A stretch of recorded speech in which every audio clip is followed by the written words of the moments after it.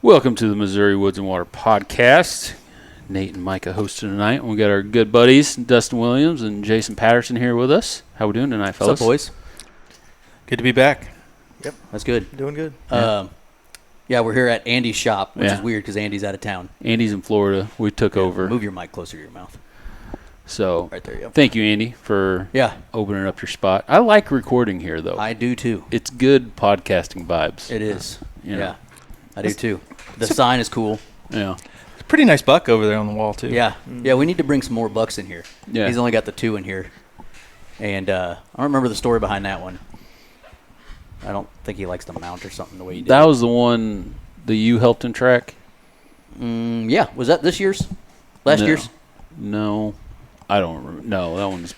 Or was that the one I helped him track with his mom and dad? Yeah, and his mom was like, it's just right there. Yeah, well, why'd you need hilarious. us all here? Yeah, something along those lines. Yeah. I don't know. But, yes, we are here.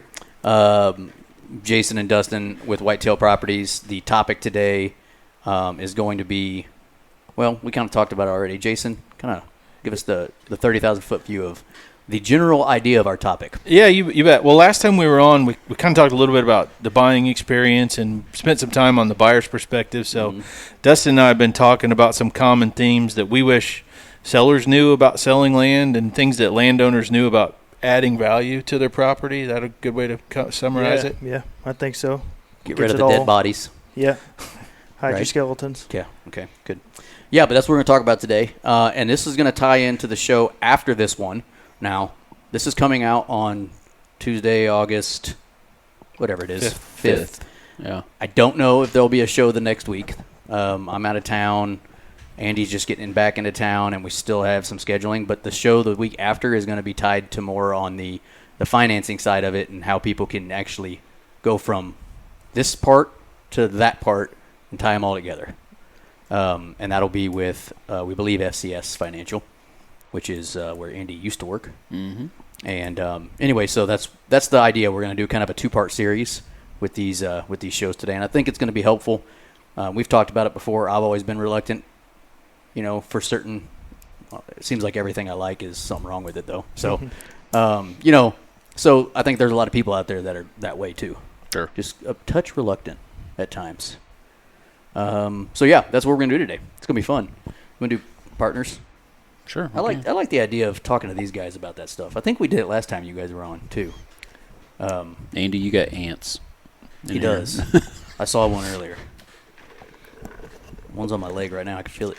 We're going to start with Habitat Works. So Habitat Works is Dustin's baby. We talk about him every time. He's probably got a big-ass head because we talk about how smart he is. He is smart. I was picking his brain earlier. You did. Yeah. I figured you did. 2,4 DB, right? Yep. Yeah. Jason now actually it's spit it DB. out. Yeah. He's more of a food plot guy than I am. Are so, you? Yeah, you're more of the natural. I get it. Yeah, work with what's there. Mm-hmm. Yeah, I get it. I try all the time.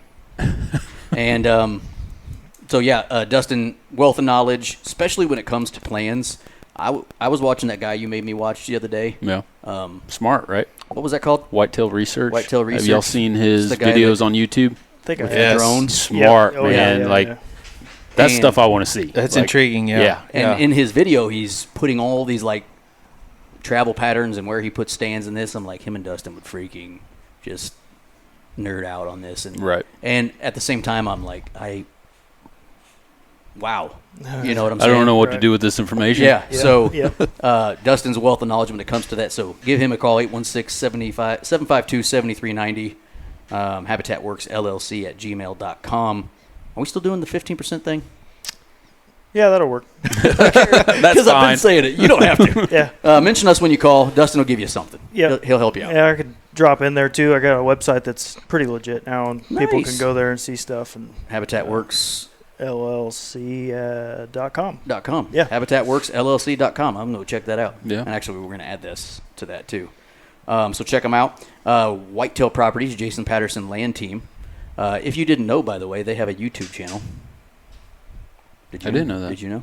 Is that new? I ain't did. new. Jason Patterson. Oh, you have your own specific. Jason I Patterson gotcha. Land Team, Whitetail Properties. Specialize in all the properties you got, I'm assuming.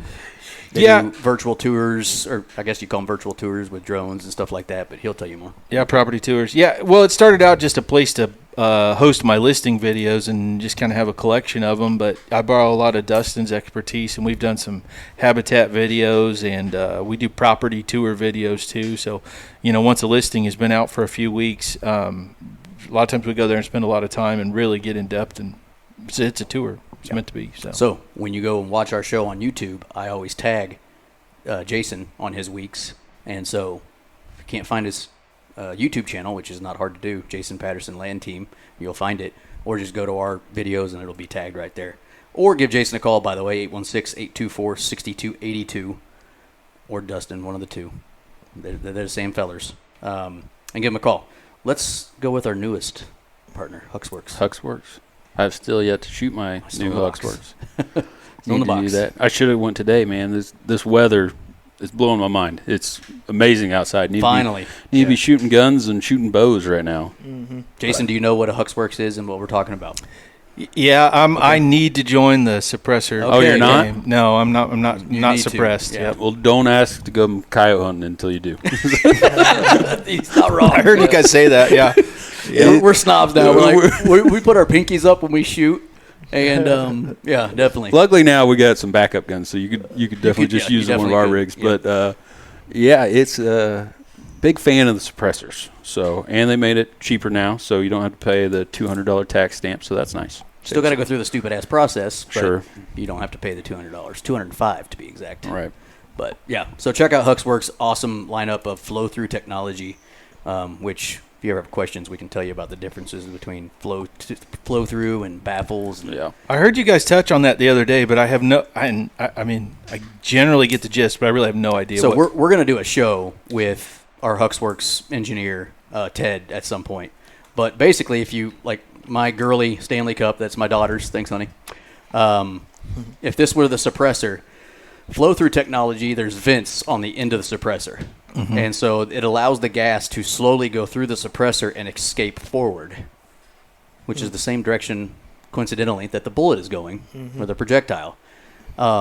So that's a good thing. Now, they tend to be a touch louder a lot because the sound is coming out, the pressure. Yeah. Like everything we had before this was what's called baffle style. So there's just basically a bunch of chambers and baffles inside of it, and the gas is trapped in the suppressor. So a lot more comes back through. And so you'll get gas coming back through, like on gas guns, like ARs. That's why you have to have adjustable gas blocks, because the gas is coming backwards a lot. Some of it is coming back. Both really good, but still. We'll do a show with him, and then you'll understand more when he explains it. That's about all I know right there. Athlon Optics, speaking of guns, put an Athlon Optic on top of it. My brother-in-law actually just stopped me today and said, hey, I'm looking for a cheap scope. I was getting my oil changed, and he stopped to get the gas, and I'm like, well, what do you want? And he's like, I don't know, something for like $80. I'm like, you should really look out the Athlon. What is the one that's their cheaper ones? Talos? The Talos? I believe so. If you're going to spend a small amount of money, get one of those, and they have a warranty. Right. Don't go buy something from Amazon that's going to break Walmart just as quickly, potentially. And actually, they're cheaper. Isn't it Austin that uses the cheaper? Yeah, Austin's a big fan of those. The cheaper ones? Yeah. Is it the H? Starts with an H, the Athlon. There's the Argos, the Talos, and then the... I can't remember. Anyway. They got quite a few. I suck at names. Anyway, check out Athlon Optics, MidwestGunworks.com. All the different gun parts, gun needs. Give them a call. Check them out at MidwestGunworks.com. Lucky Buck, I went and dumped finally twice yesterday. I dumped today. Changed some batteries around. Yep. Same. So I already got deer on it. One of the places I haven't put it out yet, the place we were just talking about earlier. Mm-hmm. And take that back. I put it out. The camera lasted for about a week, and I think the battery's bad. Mm. And so I just went and switched out the battery, so I really didn't know what was there. And already getting Mama and a Fawn was on there. I don't know if you saw that. Yeah, I saw it. So that was cool. On X, MWW 20% off.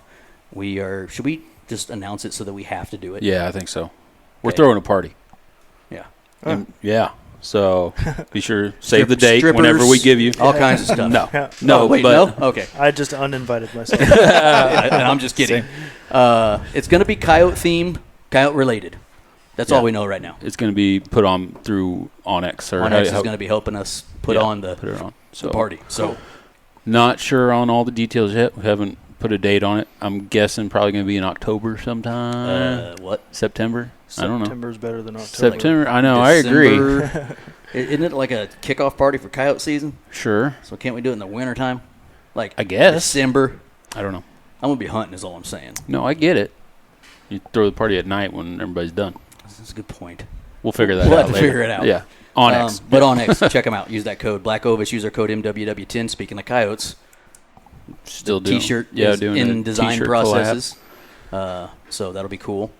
And check out Black Ovis, all their cool gear. I'm not wearing their shorts right now, but you are. Yeah. And best shorts out there. They are pretty awesome shorts. I'm telling you that felt lining or the merino wool lining of the shorts is maybe the best thing about them. Because I'm a sweater. Sounds like I need to get some. You do. Oh, they're sweet, man. We take care of you.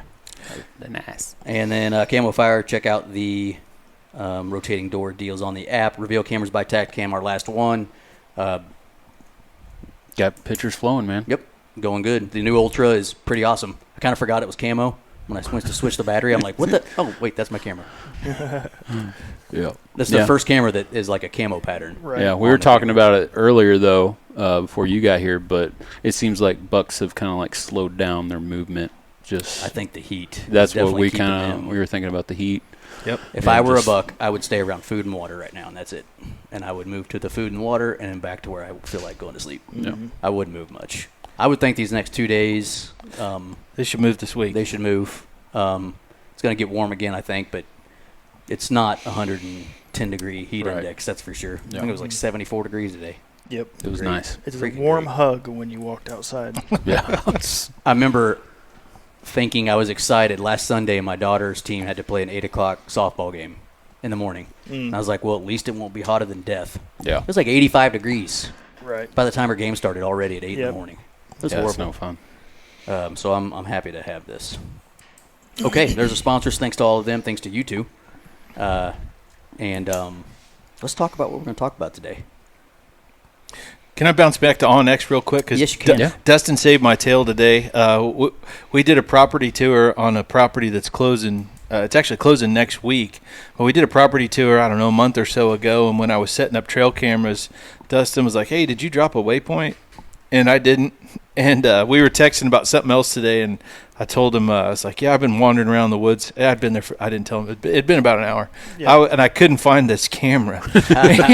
and then I finally gave up and left, and he'd saved the waypoint for it, and I walked right back and walked right to it. So, Dude, Onyx testimonial testimonial right there. Yeah, Onyx, and if you're, I don't know what camera you're running, but TactCam, they got the GPS feature too, which is nice. So. Yeah, on the new Ultras. Yeah. And then also, Andy uses it for his seed markers. Yeah, so he marks. When he goes out and marks his Yeah, Onyx. with his signs, the signs you see. Yep. He'll mark them on Onyx so he knows where to go get them. Yeah. Pretty smart, I'd say. Yeah. Because I would forget where they're at. The waypoint was good too. In my mind, I remembered where it was. I could have walked right back to it, but the description that I gave was a little bit off. You remember that big red oak and next to the white oak. Two white oaks. White You oaks. remember White that real oak. gorgeous white oak, but that kind of fugly white oak right next to it? And then Jason's like, what the fuck are you talking about? You tree-hugging bastard. And then, that's how Dustin remembers, right? Yep. That really gorgeous one with that one branch that is like a flowing river. Yeah, he was putting the camera up, and I wandered over and just stood there. Speaking of white oaks, so remember when we walked my property and that white oak was there in the food plot? I think so. It's finally producing this year. Oh, is so it? I'm excited about Oh, that. the little one that we put a stand in? We put a stand in it the first freaky. 2 years, but it stands out of it now. Yeah. Yep. But it's producing Oh, white yeah, oaks. I remember that. So now. I'm excited Yeah, about the tree that. was like, the oak at that time was like that big. And Yeah. Well, did you kill Mike is a the big ones fella. around it? It's pretty cleared out right Yeah. now. Yeah, good. Yeah. No, it's kind of, it's in the middle of the food plot off to the side sort of thing. Yep. So, yeah, there's nothing too close. That's cool. That's good. Yeah. Good point on the Onyx. Thanks for the plug there, guys. Yeah.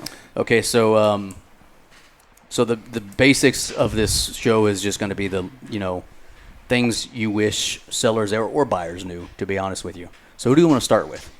You want to start with sellers or the buyers?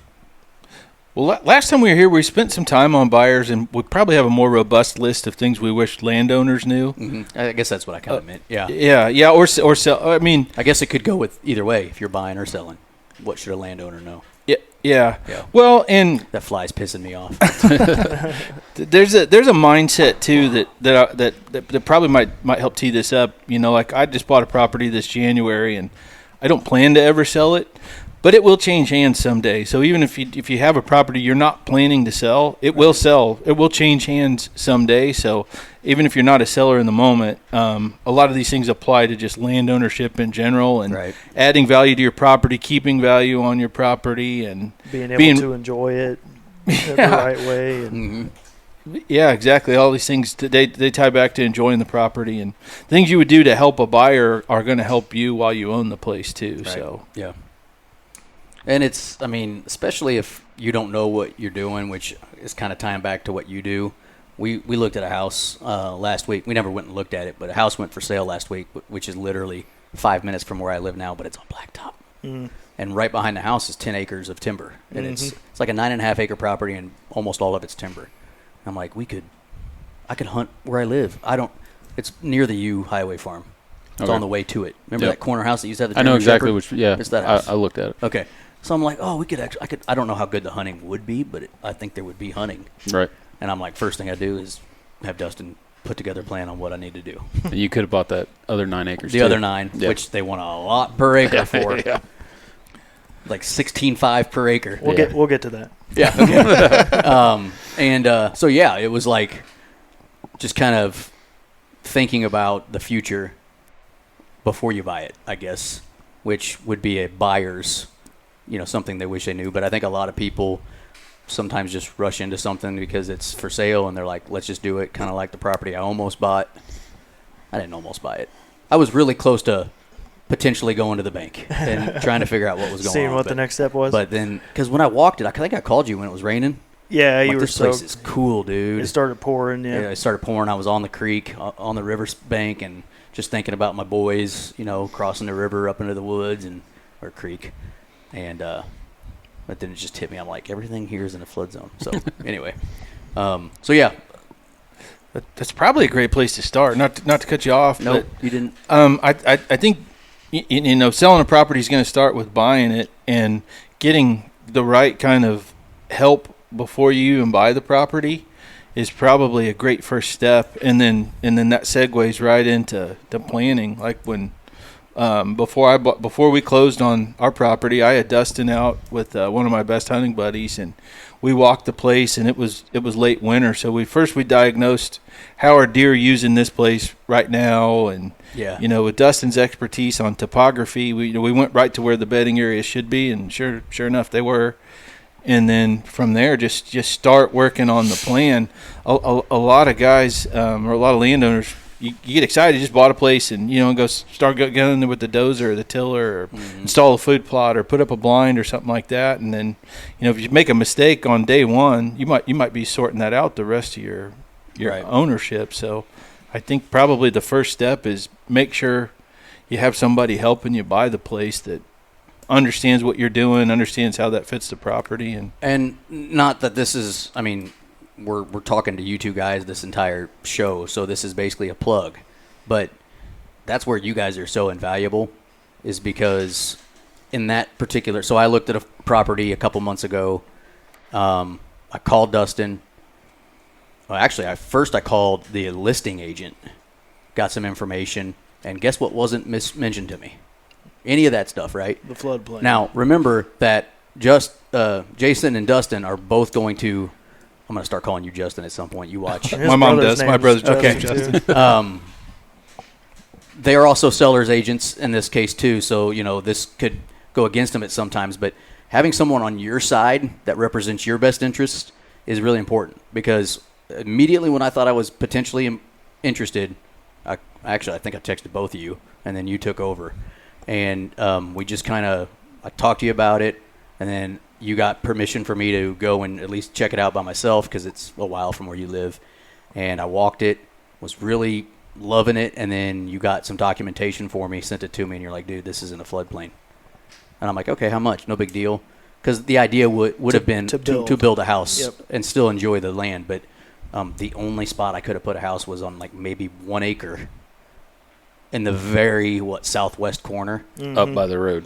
Right on the road. And there's a barn and some old structures and things so it was like, well, I can't just buy the property to play with, you know. Mm-hmm. And so not having Dustin in my corner at that time could have sunk me because I could have been so gung-ho, tried to, go get financing and then just bought it and then realized what I did. And so that's why having your education up front and having people in your corner that know about land when it comes to buying recreational land or a farm, to me is huge. And that's why I like you guys being together now is obviously you've learned a lot about the real estate side and you've learned a lot about that, the habitat side. And so you both have become that much more, powerful when it comes to that sort of stuff. So like I said, I mean, if I lived anywhere, I'd be calling one of these two fellas at any time, which I don't know if you can actually help anybody anywhere, but still. To an extent you can, right? Yeah. And so, if you don't know who to call one of us. We'll get in. If we're not the one to help you, we'll get you rolling. And call us, and we'll get you a hold of them. I mean, we put their phone numbers out every damn week, but we still get questions all the time. Who's that guy that does this? And I'll give it to you. Mm-hmm. So anyway, that's part number one is just having someone to represent yourself. It's not exactly what you said. I realize that, but just you need to be represented and remember that not every seller out there or not every agent is there for you. They're there for other people and potentially themselves. That's why you have to have a good agent who is, number one, educated, number two, has morals. Because you've seen them before where it's just, hey, I'm just trying to make money. I don't care what I sell, where I sell it. I don't see it as much in this world, but you definitely see it in the housing world. Right. Definitely. Yep. Anyway, does that cover number one? Probably 1 and 2 because I mean you had somebody who understood what you wanted to do with the property and helped you measure was that a fit and it wasn't, so you moved on. Right. And then like I was saying too, with that 80, I think selecting the right property and getting help to make sure you make that decision, that is absolutely the first step. And I think the next step is something he's focusing on in his habitat business too, is what's the plan? Right. Yeah. What's the plan moving forward? And does it match not only your needs, but your wife's needs, your family's needs? And is there longevity there? And is there potential, say the situation changes, to capitalize in the future? Either with a sustainable log harvest, or can you farm or switch to CRP? How much diversity is available? What might it cost me? Right. I mean, if I'm just throwing something out, but you're 80, right? Mm-hmm. So you don't know anything about habitat management in this scenario. So you have a guy like him come out and say, hey, what would you do in this case? I do this, this, and this. Well, ballpark, what do you think that would run me? Let's say I do all the work myself, but I need to rent all the equipment or borrow it. What do you think somewhere that would cost me? He can give you a decent idea. Mm-hmm. Okay, if I'm going to have you do this, this, and this, if I did it all for you, it'd probably be about this much. If you did it yourself, it's still going to cost you X, Y, Z, because that could go into potentially whether you think you can afford it or not.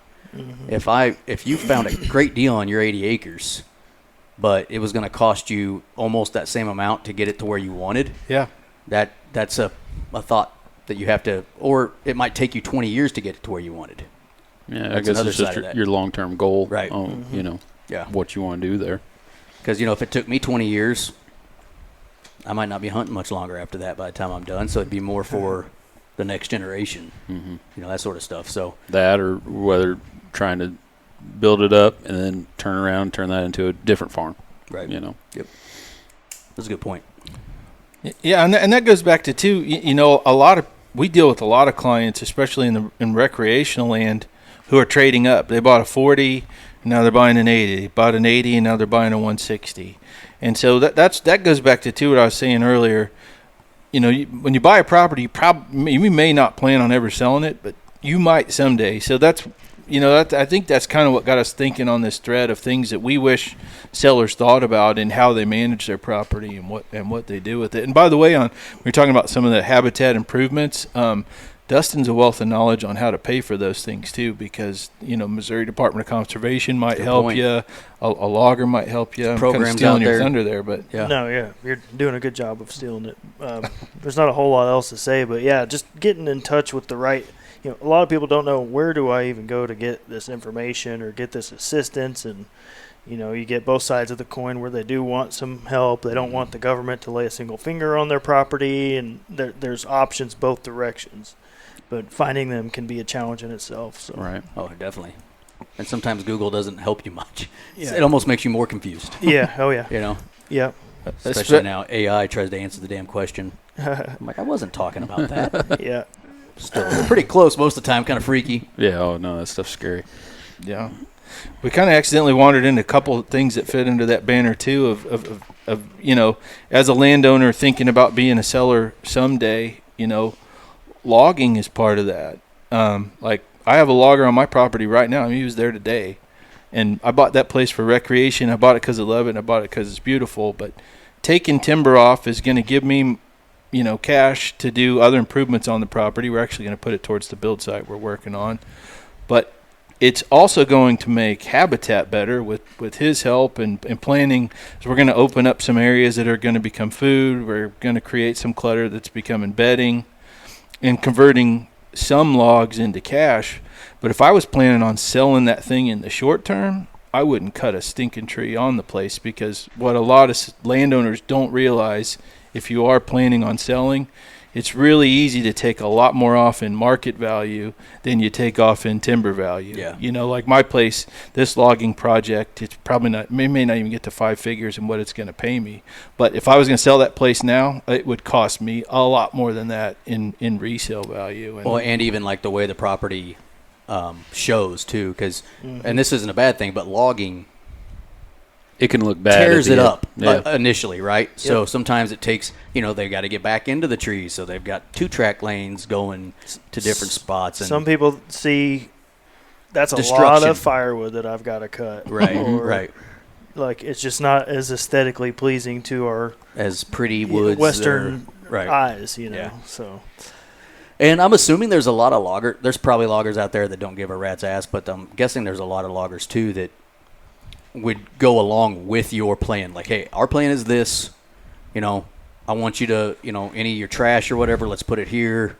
I'd like to do this here. And so they can help you with your goal instead of just like, hey, I want all the walnuts off this place. And then they just go in there and freaking blow her up. Two ways to go with that. One, you're exactly right. So Jason's guy is putting diversions in strategic areas and putting a mess where we want a mess and kind of cleaning out where we want it to be clean. And then also, you said some loggers will. It's good to know guys that know good and bad loggers that you can check with and vet before you let some stranger with a saw and a lot of machines go and wreck the place. Yeah. So having multiple options of who you can call and help you vet people in the process. It's an industry that has a bad reputation for it's very well earned, but not all loggers are bad people. Just like every profession has them, right? Right. Yeah. But it can be like a shock to the system if you left for 2 weeks, you come back and it's log, and you're like, like it looks different real quickly. Yeah, I remember the property I used to hunt. There, you know where I'm talking about.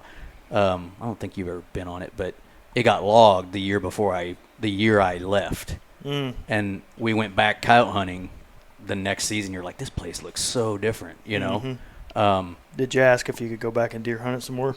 No, I'm not deer hunting anymore, but I would have liked to. Yeah. But it's just like, well, this looks different. Yep. And so if like you're not ready for that, and hopefully the logger can kind of help educate you on what's going to happen, what's going to look like. That would be nice, because it can be a shock to the system for some person that just doesn't understand what that means. They just want, $90,000 check or whatever the logger might pay them. Yep. And then they're like, oh God, that did not go the way I was hoping it to or whatever. So I mean, if you had to put like a figure on it, let's say you did buy a piece. Well, we'll just talk about your piece. How much does that depreciate the value if in 3 years something happened and you had to sell? You got it logged when you bought it. Now 3 years later you got to sell it. How much kind of depreciation is that? In 3 years, with what we're going to do with the place, it will add value. Okay. But it's in a very short term. Like if you go there now, it looks like a bomb went off. There's sawdust everywhere. The skidder is a massive tracks. machine that makes a mess. So I think, if you're – and it probably depends on the property too, because if you're talking bottomland, tillable, ag land, a farm that's like 98% tillable, taking some timber off may not even hurt the value because your buyer's buying it for the ag value anyways. Right. But on an ag property, if there's a chance it might sell in a short window, let's say probably 18 to 24 months or less, you're probably going to take more off. You're probably going to give up more market value than you're going to gain in logs. Okay. That's if there was a rule of thumb, that might be it. Is that pretty close? The figure sounds right to me. The way I look at it is we're trying to make your property appeal to as many people in the buyer pool as possible. And there's one sliver of the buyer pool that appreciates what happens. And the rest don't. And that sliver that does is the hunters that are like, oh, that's going to be nice habitat, or at least have a higher carrying capacity after logging. The rest of them see the work, the destruction. It's not as pretty. Right. All these things. So all the pretty trees are gone. Yeah, you want to be positively projected to as many people as possible. There's definitely a break-even point on that decision, right? I mean, so if you're buying a property, flip it, logging might not be the best idea. Right. If your goal is I'm buying it and within 24 months I'm selling it and I'm going to get logged, you might make money on the logging. You also might then lose that money on the sell. Yeah, because 24 months later. Well, I mean, you got to think about the potential buyer buying that land. They might also want doesn't it. Have that. Yeah, they're like, well, I was going to make this my long-term goal. I was hoping to recoup a little bit. Now they can't. Now I can't. So, you got to think about those things. And buyers, especially a rec land buyer or a home buyer, they tend to be emotional creatures. And a lot of buyers they're not savvy enough to quantify what was the value of the logs taken, in math terms or financial terms. You can sure as hell see a stump field and debris in the wrong place and sawdust on the ground. And it just feels like something's missing. Like part of what I was going to buy is not here. Like if you pulled up to buy a truck and it's sitting on blocks because the wheels aren't there. It's just missing. Right. That's a good point. Kind of good adjective. What an adjective? No. What is that called? Analogy. Yeah, I was close. Yeah. Actually, like you trying to say, what was that word last week? Don't ask me. You remember what I'm talking about? Prerequisite? Prerequisite. Yeah. Not that I was listening. A prerequisite. I liked it. Yeah. I get tongue twisted sometimes too. Okay, next one. Yeah, well, I kind of accidentally segued myself too again because I had a car example. It's easy to do. On here, I always heard the expression, you don't sell a dirty car. If you're going to sell your car or truck, you're going to clean it first, Sure. Make sure you have good tires on it. And we see that a lot, especially in rec land sales. Somebody owns a property and it starts to get away from them and they're not taking care of it anymore. Like, heck, I'll sell it. And then they still want, full retail market value for it, and it's not in that condition or hard to show or a mess or, they left abandoned a camper there 10 years ago and it's sitting right in the trail. So I could use that as a blind. Yeah, that's what I see when I see anything on a hunting property. I can hunt that. But, yeah, it doesn't look good. It doesn't look good. Yeah. No, I remember actually that same property, when it was originally purchased, the people that owned it before had a hauler, and they would dump all their big trash down into that hauler. And when I mean hauler, it was just a ravine down to the creek. Yeah. Definitely an area like animals could have been. Yeah. And, washers, dryers, tubs, yep, cars, four-wheeler, just tractor parts, you name it, it was all in there. And it just looked kind of trashy, and it wasn't going anywhere because it was going to be hell to get it out. Yeah, it had trees growing in Yep. it, and there was soil, everything was in there. Yeah, they probably never thought they'd never sell the place, and now they got a dump ditch holding them back. Yep. Yeah. Yeah. That's always think about someday you're going to sell it, and throwing a bunch of stuff in a ditch is something you do when you're not thinking you're going to sell it. Yeah. Yeah. And like you said, it is an eyesore. So you get somebody who's a little prissy with it, let's say, and they're coming out there because they want this beautiful, and the first thing they see is that. I mean, that might turn them off right there. And, we'll find something else. Yeah, and if it isn't the person that's buying it, I don't know how to articulate this the best, but maybe the wife doesn't like it. Right. And she's got a heavy voice. You know you're going to hunt it. The hunting's going to be good. You know that the land's worth what they're asking. But it's trashy. But now she's off. Yeah. Now she's out. off. She's Yeah. out. So. And for most men, wife's got to sign off. Yeah, I mean, it's not. that's it's definitely not a one decision, a one person decision. It's thing. a deciding factor. Yep. Definitely. Yeah, definitely. Yeah, we touched on that last time we were on too. A lot of our buyers start out looking for a hunting property, and then it quickly morphs into a family recreational property. And I think if you can use it to the benefit of the whole family, you'll get more value out of it while you own it too. Yeah. So it's not just getting her to go along with it, Right. but You know that property we were just talking about? Yeah. That all the timber? Yeah. The house on the corner? First thing my son asked me, is there a pond? Nope. No. I don't want it. You know what Yeah. I'm saying? Like, different, your kids might want, my son loves fishing, so he loves that we have a pond, and actually basically two ponds. Our neighbor lets them go over there whenever they want. So, he doesn't like the idea of a new property that doesn't have a pond or something to fish. He'd be able to hunt out of his backyard, but he wouldn't get to. but yeah. he doesn't get to fish. Yep. And I mean, my nephew's a big fisherman. I mean, I'm assuming he's probably fishing right now, if I had to guess. It's very possible. Yeah. Yeah.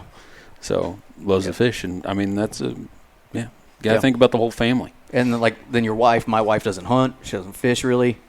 Like, what she cares about is different than what I care about, what my sons care about. For her, that would have been a nice house because, you got the woods in the backyard, right? That's what she's thinking about. I want to see deer. I want to see the woods. I'd like our pond to be close to the house or something so it's not so far away or whatever. Yep. Now, when we had younger kids, that was the exact opposite. Yeah. One other thing, Yeah. further away. Yeah. Yeah. Which is when we bought that house we live in now. Yeah. It was perfect because it was 400 yards away. Yeah. When we were house looking, this was before we had kids. We looked at a few where they were, 50 yards off the front porch. She's like, I don't want it. Seems She's awesome. like, I know I'm going to have kids one day, and I don't want that water right there. Yeah. I'm like, okay, let's simmer down a little bit. Obviously it never worked out anyways, but got to think about those things. Yep. Yep. Solid point. water is a huge factor that can change something for me in just a hunting property to really maybe all 4 seasons. Because if you have a river you can enjoy, or like my wife, she'll fish a little bit, but our pond, we have 4 kayaks and a pedal boat there now too. Nice. So Yeah. when I'm off trying to catch a bass, she's just hanging around enjoying the water. So water can be a huge difference in a recreational property. Yeah, my parents, they built, they just bought little, I think it's 3 or 4 acres. Oh, yeah, that thing's cool. But it had a pond on it, and that was one of the main reasons they bought it, is because, and my wife and kids probably go there at least once a week, if not more, in the summertime. It's a pool. It's a pool. Yeah. He's got it cleaned up.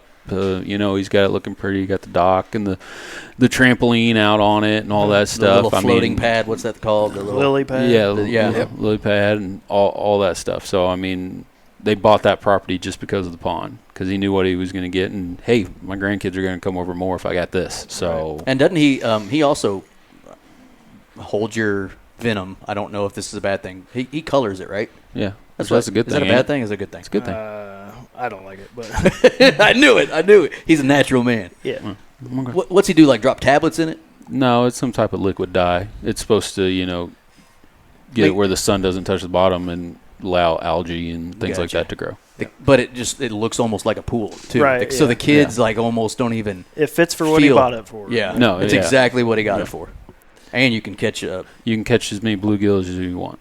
Yeah. Well, if it's not hurting the ecosystem, other than I guess it's not letting algae grow, so hurting a but, little bit. Yeah, he can still fish it and Yeah. enjoy it. That's the main part of the equation. We've actually been so. talking about going and catching a bunch of bluegill out of that pond, taking them to my pond, and then catching a bunch of bass out of my pond and taking them to that one. Because he only has like 3 or 4, well, I don't know exactly, but you don't catch very many bass. So not very many, but there's a ton of bluegill. Our ponds are like the exact opposite. Yeah. We catch a bluegill every once in a while, and you can catch a bass all the time.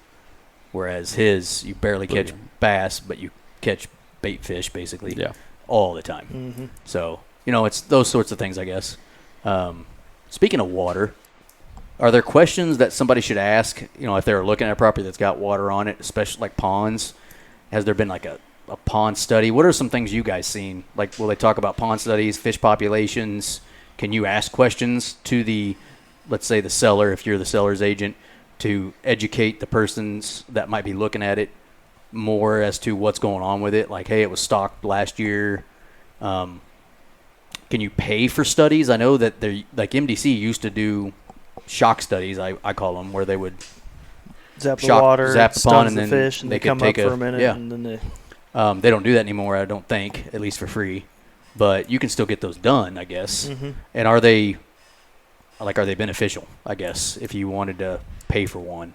If it was like a property that had, like, let's say a really good size lake on it, like a nice size pond / lake, would it be beneficial for someone to do something like that, you think? I mean, I have no idea how expensive those studies are, but I don't know the cost of them either. But I think if the possibility of fishing for, say trophy bass or whatever, and that's part of what you're going to sell, it helps to have documentation to prove that what you're saying is actually true, because otherwise it's a pond that you can't really see the fish in, and whoever else has to take your word for it. Right.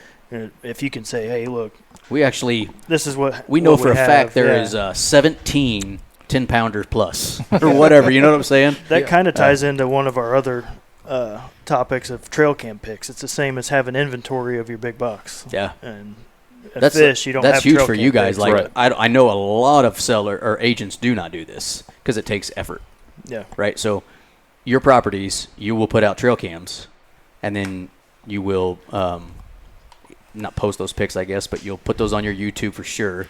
Yep. And it just helps. Like if I were looking at a property like that one, let's say for instance it wasn't in a floodplain, and then I knew I could go and look at all the bucks that have been there, let's say obviously you guys only have it during the time you're listing it, but then if your seller also has pictures they can give you, and you can say, here's what was here in 22, 23, 24.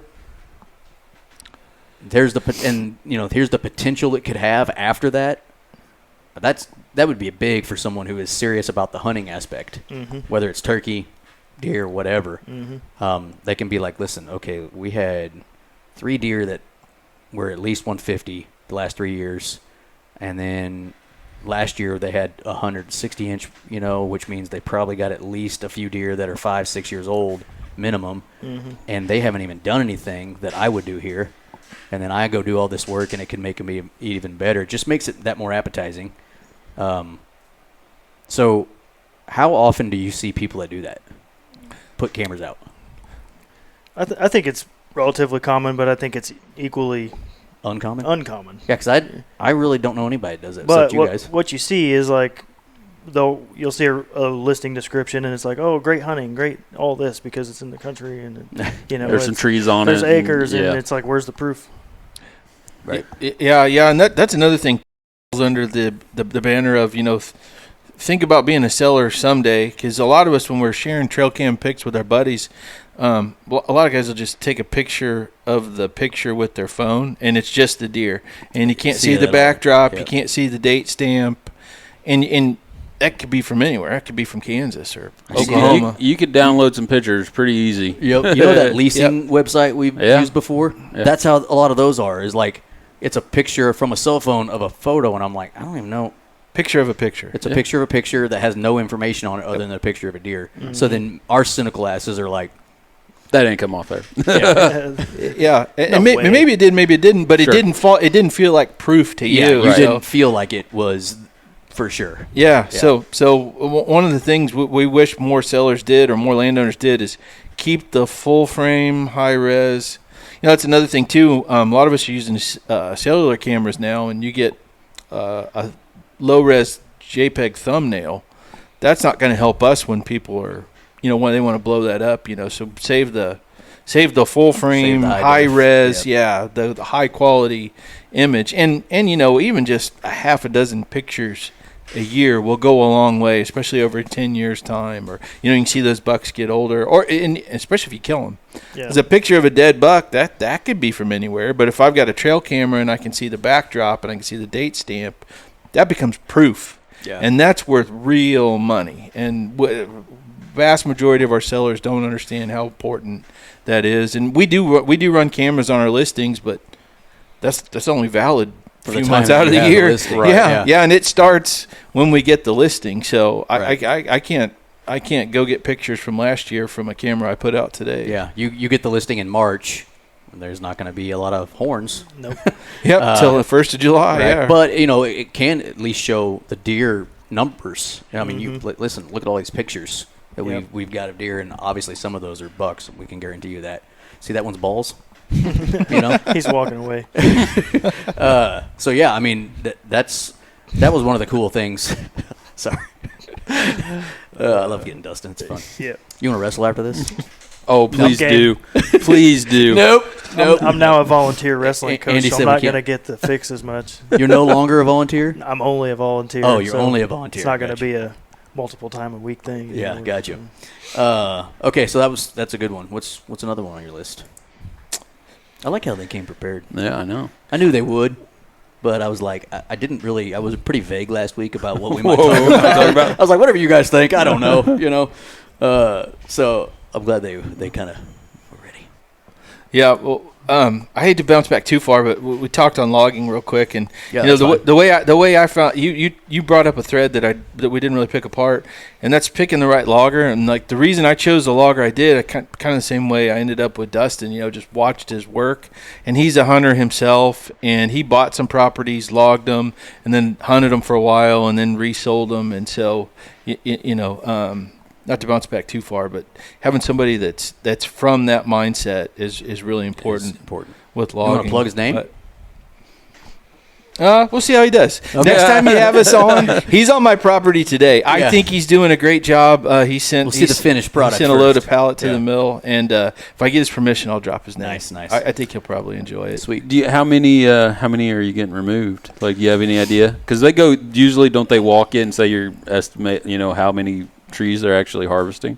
Well, the previous owner had an estimate to cut the whole thing really hard, and thank God he didn't, because he probably would have smoked that place. So what we're doing right now is a really small project. There's like a 2 or 3 acre landing that actually Dustin picked out on the topography, and today you could probably develop this. Just so happened to have a bunch of mature white oak, so he's doing about 2 or 3 acres there, about a half acre where the house is going to go, and then another half acre that is chosen because of topography to be a bedding area, and I just want a freaking mess there. Yeah. So instead of me going down and killing trees for fun, he's going to go do it. Take out the trunk and leave the top on the ground where we need it. So all in all, out of 80 acres, we're logging about 4 acres. Okay. Very carefully chosen. Yeah, not a lot of it. Yep. And do you think that might change down the road, or is for right now this is the plan and there you go? Well, what's neat about a timber property, I mean, a lot of us think about, if a hunting farm has CRP or ag, well, hey, that's ongoing income. But a timber property, if you do a timber harvest every few years, you can leave trees that are going to come back, and, another 10 or 15 years, you'll have trees that are mature again, and then kind of move around the farm. That's what I figured, like you might move different spots down the road. Yep. So a few years from now, I don't know if we'll log again next year. And summertime's not the ideal time, but it fit the plan. We started with the plan, which if that's the only thing anybody takes from today. That's probably the key. Choose the right property and start with a plan. But and another thing, kind of segueing from that into more of our topics, is when you have a logger come in, you're going to have trails.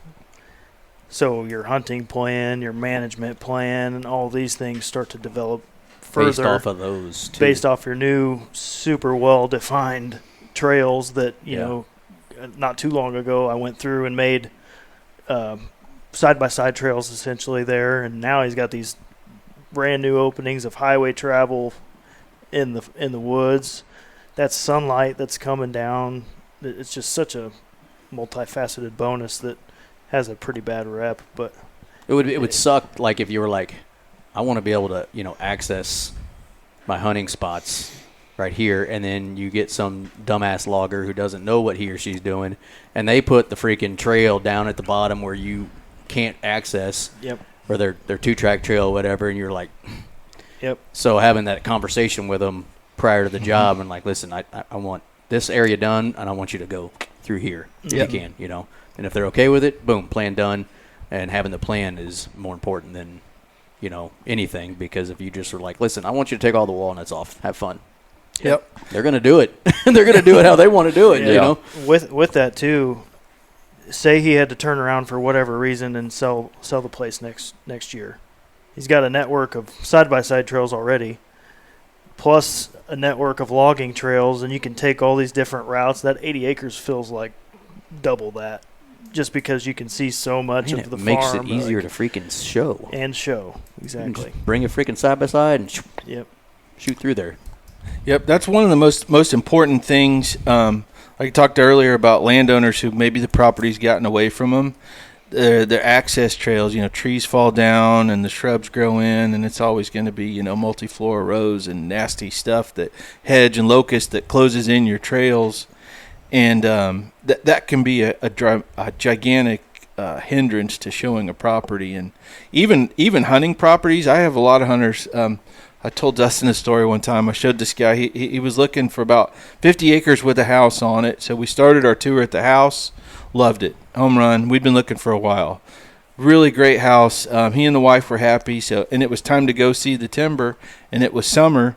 And so we walked to where the trail should have been, and it was closed, and he stopped and just looked in there. He's like, well, I can't really buy the property if I can't see anything. I was like, well, we got boots on, man. Let's go. Let's go walk it. And he's like, well, there's no access. How am I going to get in there?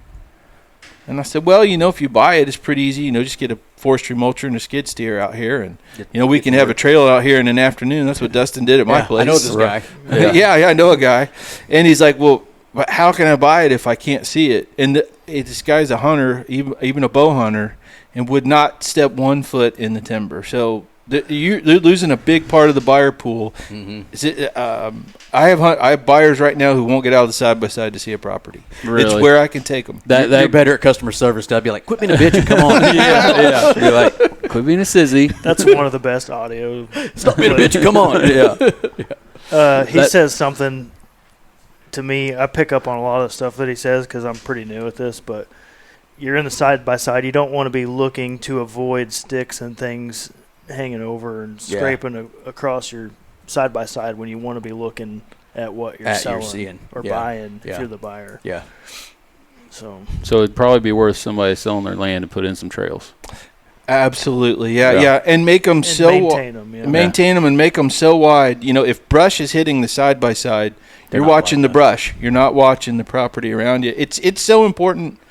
I shouldn't say where the listing is because it might be too specific. But I had a listing in America, northern Missouri, a premier area for deer hunting, and it was a raw timber tract, and we listed it right at the end of turkey season, so going into May. And I told the guy, like, hey, if you'll put trails in, I'll pay you back out of commission at closing. I'll pay you for the trails because I can't sell it. Like, people aren't going to walk this timber in the summer. They're not going to walk it. He's like, well, it's a hunting property. I'm like, I'm telling you, man. Put trails in. Yeah, put trails in. People won't walk it. And that listing expired, and I had plenty of guys come meet me there, and they might walk a few feet in or might walk one ridge. But, the mosquitoes and spider webs, and you know what the timber's like right now. Yeah. And they just wouldn't do it. On to the next one. And, a lot of buyers that went on to buy something else didn't buy that property because I couldn't drive them around in the side-by-side. That's crazy to me. It is. Me too.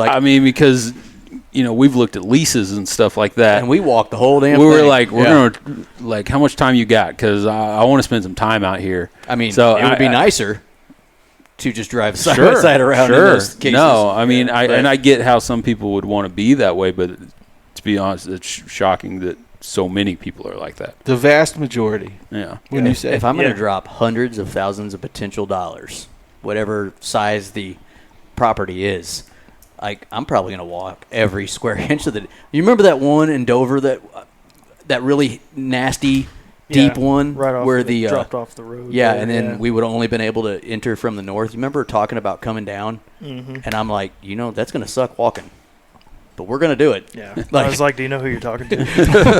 And I am in my element. Yeah, but it was like one of those we were gonna. It was summer last year, wasn't it? I think so. Yeah, it was Sounds gonna, right. It was going to suck. It might have been 2 years ago now. I don't know. Yeah, Yeah, it was before the other one. Yeah. Yeah. But and even hardcore hunters, if they're looking to buy a property, what if they show up with their wife and kid? yeah, exactly. She's not walking. They're not going. They're not No, going. no. You're not stereotyped, but Yeah. have fun for the whole family. Make it easy enough where everybody can check out everything. Yeah. Yeah. You want that.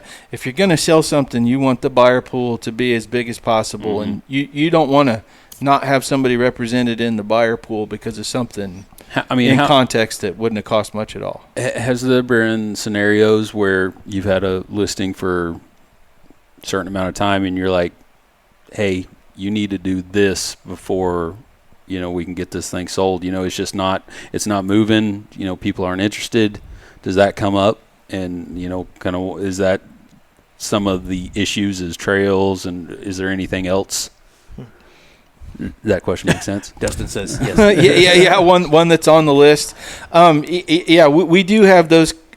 We always want to be open with our clients and tell them everything. Help them understand the other side. Whether it's a buyer, you got to understand what a seller's thinking. If you're a seller, you got to understand what a buyer's thinking. And one of those things, I would say, more and more over time, this becomes more and more important because the culture's shifting and younger people are becoming buyers. But one of the easiest ways to leave money on the table as a seller is to ask for too much money. Just overprice it. Mm-hmm. This is a age of the internet and AI now. The buyer pool has a pretty good idea what stuff's worth, and if you set in real estate, it's okay to expect some negotiation, but if you're just 20 or 30 or 50% over market, a lot of buyers aren't going to show up, and the ones that do know that you don't have much activity because you're overpriced, and they're the lowest. So the best way to get a low ball offer is to ask too much. And the more you ask, the less people are going to offer, and there is a very real cost to overpricing a property. And of all the things we talked about today, that might be the number one way to leave money on the table, is to ask too much. And that's pretty common these days, I'm assuming. Yeah. I got a perfect example. So a buddy of mine, it's actually one of my daughter's coaches. He some developer bought the land next to him. So they live basically in the woods, and they've got wildlife all over the place. A developer bought the property next to him, and I'm not getting this story perfect, so if he listens to this, sorry. But I'm getting it close. The developer bought, I think it was 15 acres, and he split it in two, and he was going to build a house on one of them, and then he found out the other 8 acres he could not build on. So he's like, well, I'll just sell it. He's asking $33K an acre on a property that you can't build on. That thing sat there forever, and it's just like one of them deals. I'm like, that's never going to sell. Now, he would probably buy it, but the guy's asking too much too. That way nothing happens to his timber next to him, But it's one of those things that, that's so asinine that I'm guaranteeing you people are just looking at it and keep them going.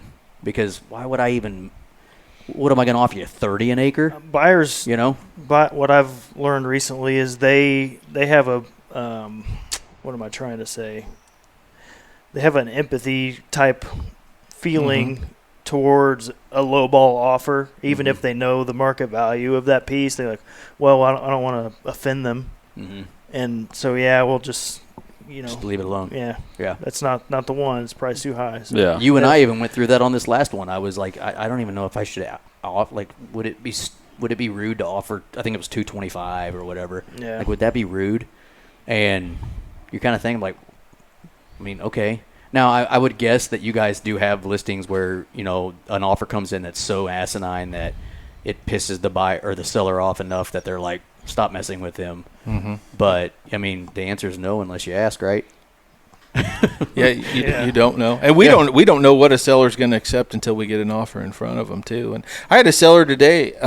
We were talking about price and said, "Well, why don't people just make me an offer?" And especially I started really noticing this in 2020 when prices started to change with COVID, Mm-hmm. and I think some of it's generational too. You know, I think people younger than me see a lower offer as confrontational or rude, and it doesn't fit this more polite culture very well. And another thing too that's really important is most all property searches right now are on the internet, right. And you're searching by a bracket. And if you're priced wrong, you're not in the bracket for the people who can afford your property because they're searching in the bracket where it belongs, and you're positioning your property against other properties that are in that price bracket, and you don't belong there. So it makes your property look even worse. Yeah. And then that's where, we help a lot of investor clients too. And one of the things an investor is going to look for is a property that's either under marketed, right? Like all they have is a picture of the plat page or something like that, and or overpriced. If it's overpriced, hey, let's check back on that one in 3 months because they'll be sitting there with nobody looking, and then we'll come in and make them an offer. Yeah, make them an offer. Yeah, and it's going to be under market. So if you want to sell your property for less than it's worth, ask more than it's worth. That's almost a foolproof strategy. Isn't that a backwards thing to think of? Like it's counterintuitive, but if you want to sell your property for less than it's worth, ask more than it's worth. It's pretty good. Pretty effective. It's not 100%, but that's if you want to get less than what it's worth, ask too much. Yeah, it'll work most of the time. Every once in a while, you might get that idiot that overpays, but it's 2025. Most people are going to have an idea of what something's worth, what they should be paying, unless they just really want it and they don't, they have money to throw around. Mm-hmm. A lot of people aren't going to do that. Right. If I had $2 billion, I'd pay more than something's worth if I wanted it. Yeah, but probably only if you're competing with people to do so. Probably, yeah. I wouldn't just show up and be like, "How much you asking?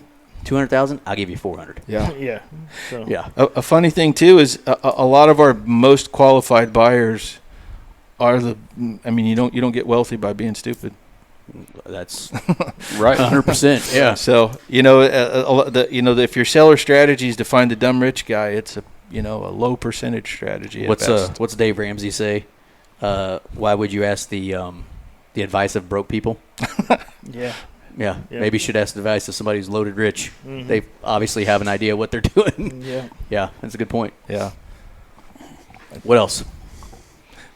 That's the bulk of the specifics we had. I like it. I like it. You feel like we missed anything? Not really. I feel like we kind of weaved in and out of all of them. So, how is the market right now as far as selling property? Is it steady, declining, speeding up? How are we looking out there? You want me to take that one? Yeah, go ahead. You look like you were about to say something. Supply I have thoughts, and demand. but supply and demand. Sales are great right now. The top line number, for Missouri as a state and for us as a team looks fantastic, but it's a mixed bag underneath that. So some segments of the market that are really active right now, big cash buyers. We've sold some big, nice, pricey farms. Country homes are doing really well. Rural building sites are doing really well. High quality ag is doing really well. On specifically the hunting land side, it feels like inventory starting to build up. Summer can be a challenging time to sell hunting land anyway because it's miserable out there. And it's off people's minds a lot. Yeah. Yeah. And it was miserable the beginning of this week. But prices have been stable for probably 18 months, maybe 2 years, at least let's say fairly stable across the board. But if inventory keeps building, that could change. Yeah, that could change. The Fed deciding not to lower interest rates today. Mm-hmm. I think most people who are paying attention probably saw that coming, but doesn't make it good news. Right. But in general, the rule of thumb is land. They're not making any more of it, and it's not going to get cheaper. So what do they say? The best time to buy land is 50 years ago. Today. I used that on him before you got here. Yeah. If I could have bought when I was like 20 years old, I would have saved every penny I had and bought everything I possibly could have. Mm-hmm.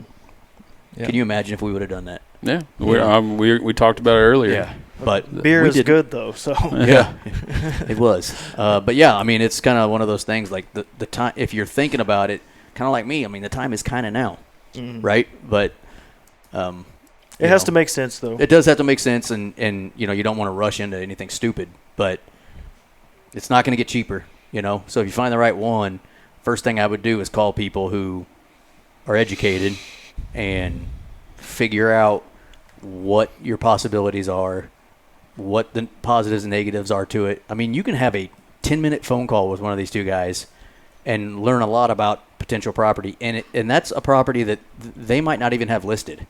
It could be a property, the one that I called you on, it was not yours. It was actually a regular real estate agent. I don't mean to call you not regular. We're not residential. A residential real estate agent, right? Yeah. And, that was one that Dustin was able to go get some information for me. Is it still for sale? I have no idea. And if we move forward and you had me as a buyer's agent, I could represent your full needs. Whereas if you do go to a listing agent, which is a completely fine option, fine to do, yeah. If they do it right and they follow the rules, they cannot vouch for your interests. Right, because they've already had the seller, customer, or a client, right? Yep. Yeah, and so that could potentially hurt you. I mean, there are a lot of really good agents out there, both on the residential side, commercial side, and then land side, that wouldn't be liars or thieves about it or crooks. But I mean, why would you take that chance? I'm going to call someone who I know is representing me, who I trust, and if you've got other people out there like that, call them in those situations. And then when it's time to sell, if you're thinking about selling, it wouldn't be a horrible idea, in my opinion, to have a conversation with whoever you're going to have listed a while before you do. Like, what would you do here in the next 18 months?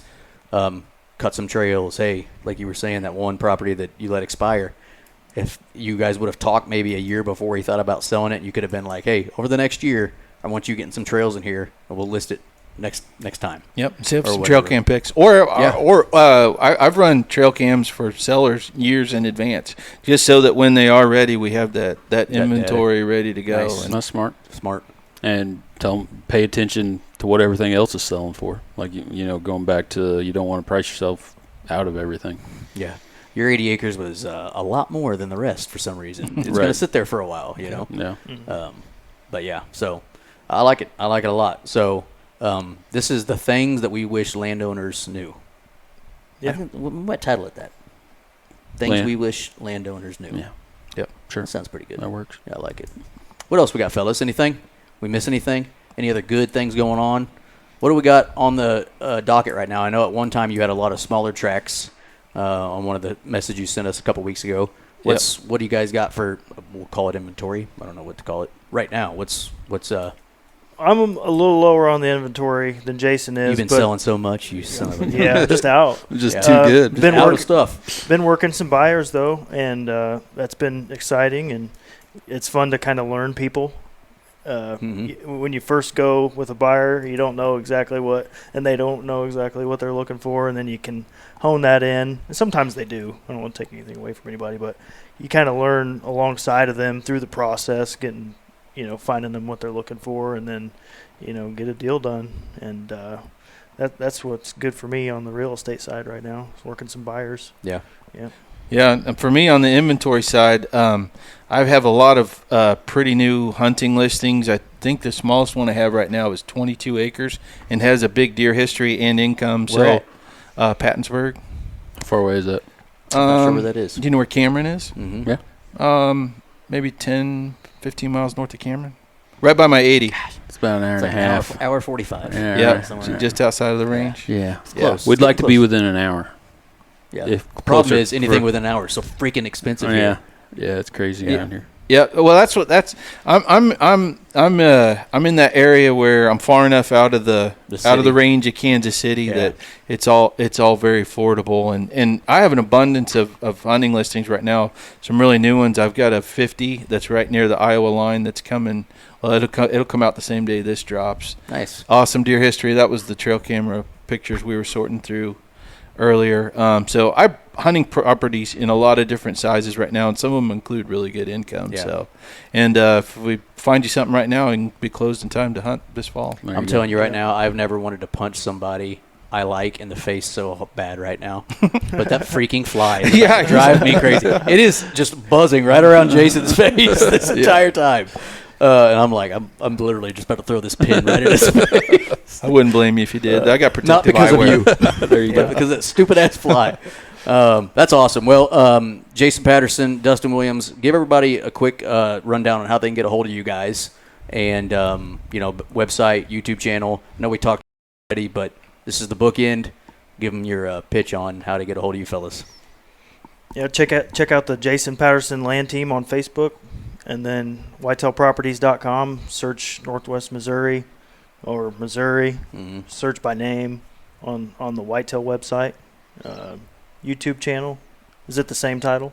Yeah, Jason Patterson Land Team. Yep. Dash Whitetail Properties. Whitetail Properties, yep.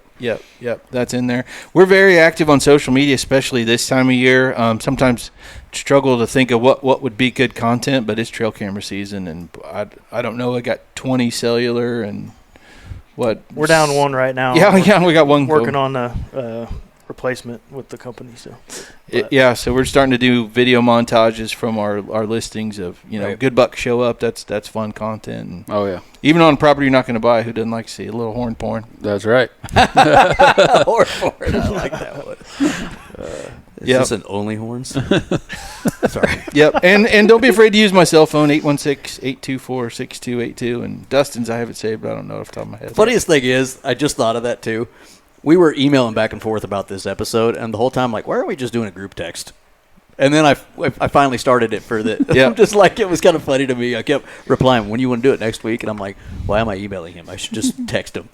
Yep. But he's very responsive, by the way. So is Dustin. And if you call and leave a message, they'll call back really quickly. Mm-hmm. So not just because of me or Micah, but because they're trying to. They're good people. Do stuff. They're good at what they do. Yeah. More importantly, so. Dustin, your number real quick. 816-752-7390. Perfect. I've almost got theirs memorized. We were talking about not knowing phone numbers anymore. Yeah, I know like 3 or 4. I'm getting better just because of this. Well, I get it. But all right, well, Jason Patterson, Dustin Williams, Whitetail Properties.